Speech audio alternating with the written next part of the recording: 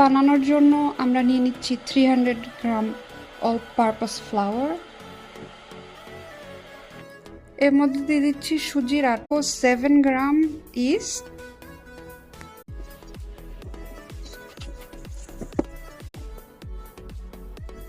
দেখতে পাচ্ছেন আপনারা কতটা ফ্লাফি আর সফট হয়েছে। এখন এটাকে ব্রেড বানিয়ে নেব।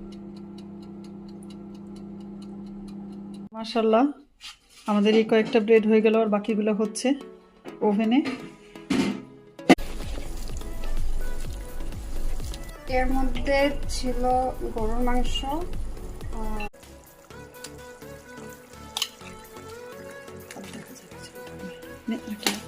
হ্যাঁ, আর সাথে ছিল চিকেন উইংস। আমরা ওয়েট করছি আজানের টাইমের জন্য। আজকে তাহলে এই পর্যন্তই। আল্লাহ হাফেজ।